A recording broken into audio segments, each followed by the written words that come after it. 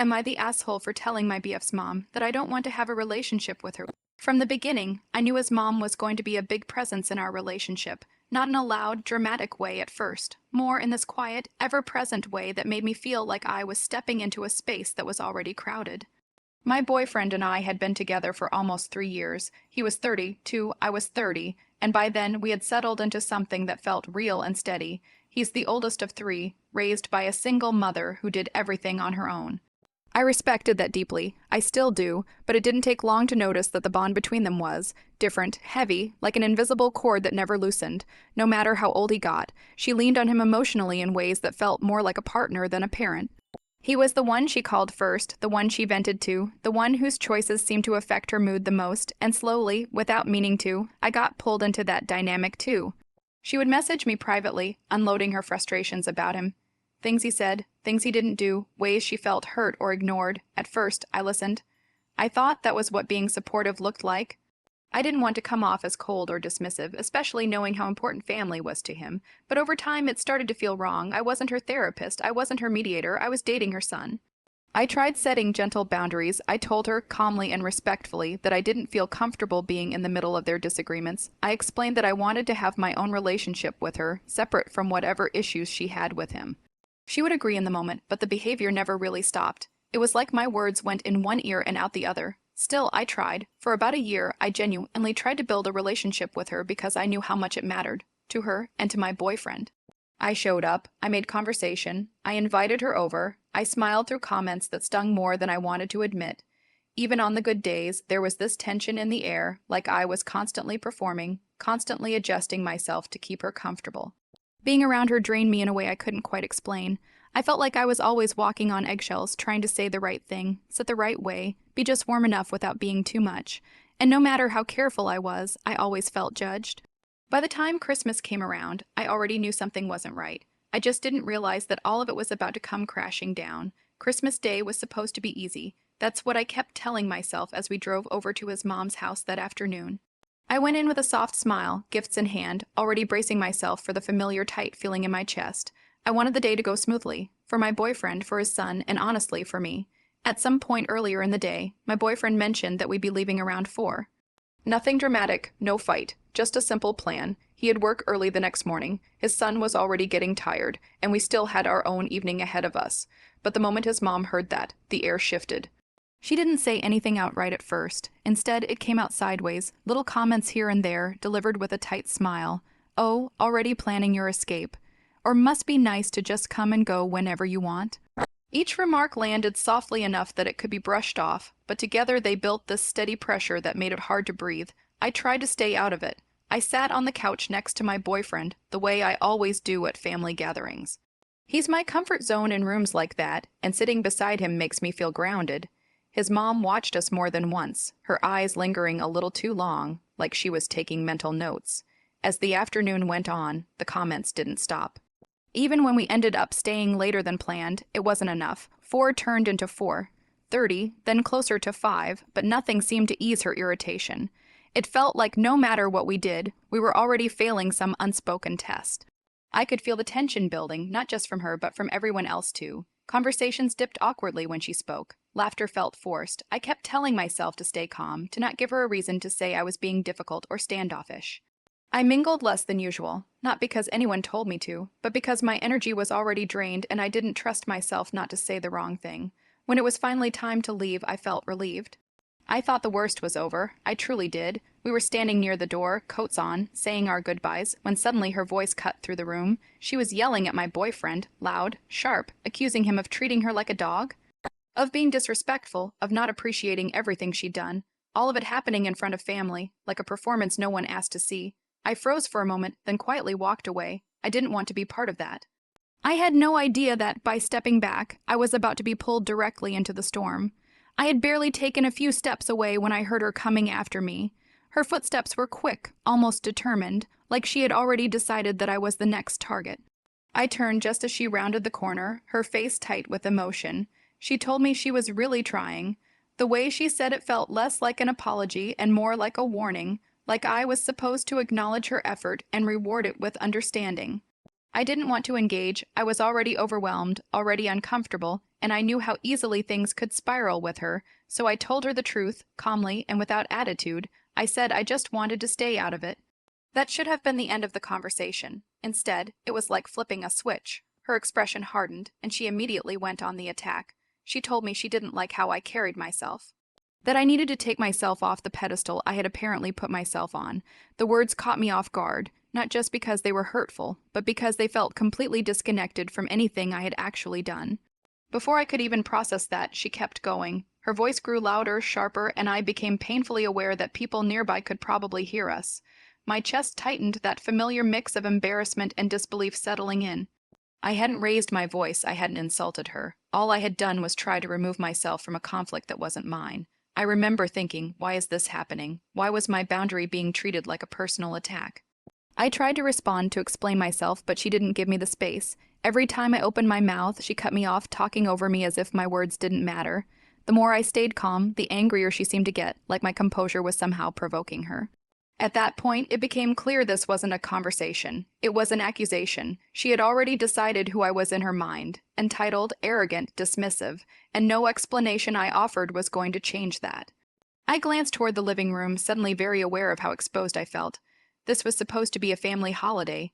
Instead, I felt cornered, judged, and deeply unwelcome. I wasn't just uncomfortable anymore, I felt small.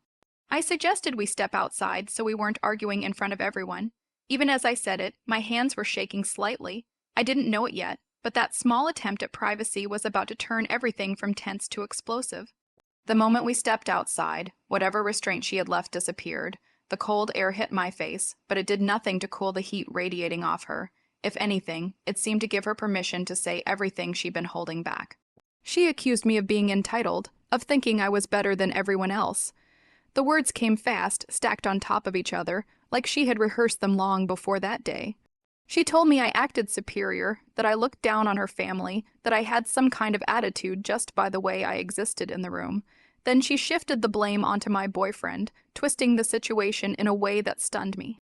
She claimed he was manipulating me, controlling me, keeping me glued to his side on the couch so I wouldn't mingle, as if I didn't have a mind of my own, as if every choice I made had to be his doing. I tried to explain.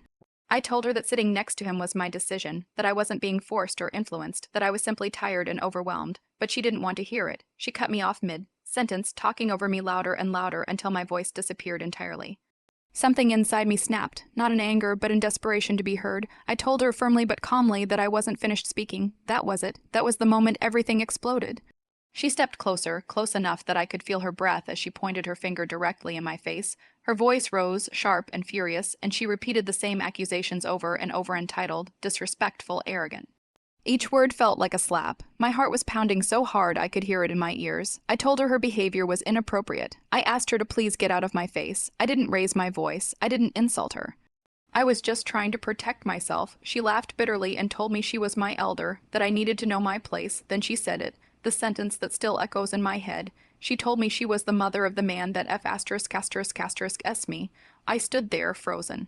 Shocked, humiliated. I couldn't believe a grown woman had just said that to me. I had known she spoke harshly to her children, but I never imagined she would cross that line with me. In that moment, something shattered. Whatever hope I had left for a healthy relationship with her vanished completely. I realized then that this wasn't a misunderstanding. This was who she was when she felt challenged, and I was no longer willing to be her target. I didn't respond right away. I remember standing there in silence, my mind struggling to catch up with what had just been said.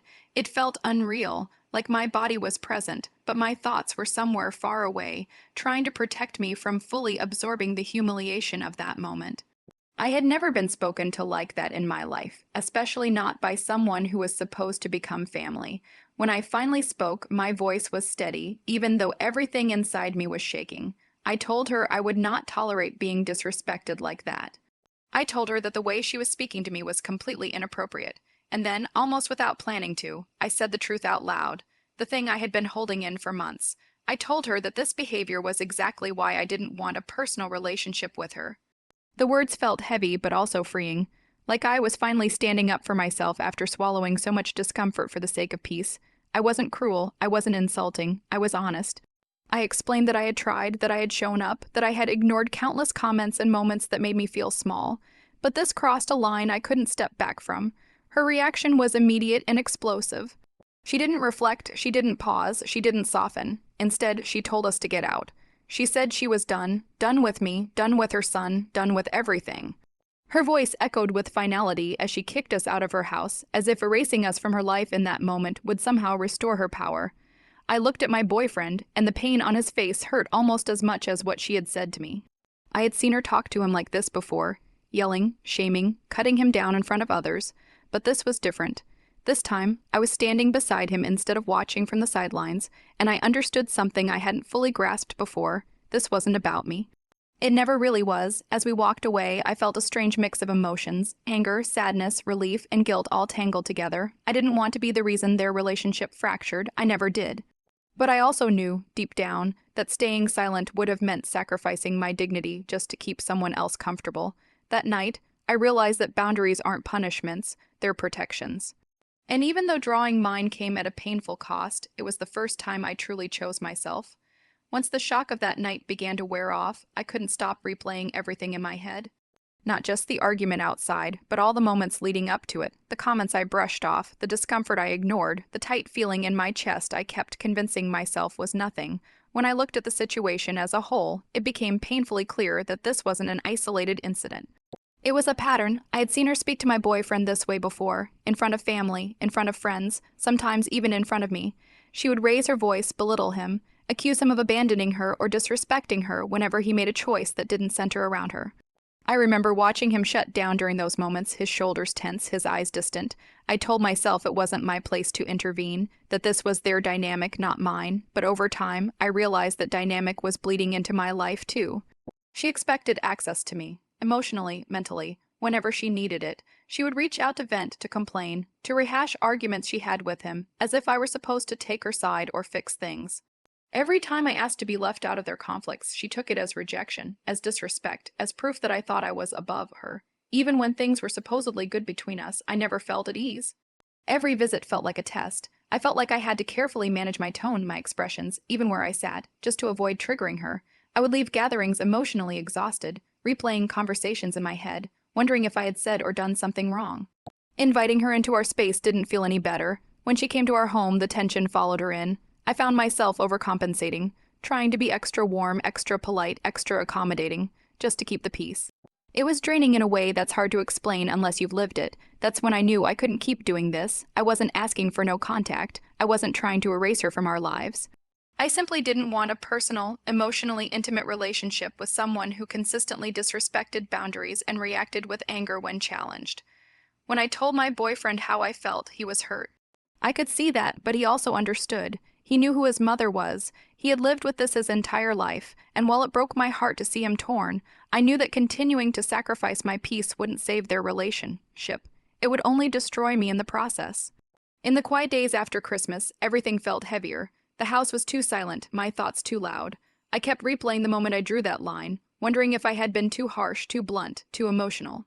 Even though I knew what she said to me was wrong, guilt still found its way in. It always does when you stand up to someone who's used to having control. What hurt the most was the fear that I had caused an irreversible break between my boyfriend and his mom. That was never my intention. I never wanted to be the wedge. I never wanted him to feel like he had to choose between the woman he loved and the woman who raised him. The thought of being the reason for that kind of loss sat like a weight on my chest. I talked to him about it, slowly, carefully. I told him that I didn't want to take his mother away from him. I told him I supported whatever relationship he chose to have with her, as long as it didn't come at the cost of my dignity. He listened, really listened, and for the first time, I felt like he saw the situation not just as her son, but as my partner. Still, the uncertainty lingered. Would family gatherings always feel fractured now? Would I be labeled the difficult one, the disrespectful girl, friend who couldn't handle his mom? I worried about the stories that might be told about me when I wasn't in the room. I worried that choosing distance would make me the villain in someone else's narrative. But alongside that fear was something else, clarity. I realized that wanting peace doesn't make me cruel. Wanting distance doesn't make me heartless, and refusing to accept abuse, no matter who it comes from, doesn't make me disrespectful. It makes me human. I know this issue is bigger than me. It existed long before I came into his life, and it will continue in some form whether I'm there or not. All I can control is how close I allow myself to be to it. I don't know what the future holds. I don't know if his mom and I will ever find a way to coexist comfortably, or if distance is the only option that keeps me grounded. What I do know is this: I can care about someone without sacrificing myself for them. So I'm left with the question that still lingers in my mind, not because I don't know my truth, but because I need reassurance that I'm allowed to have it. Am I wrong for choosing distance over continued hurt?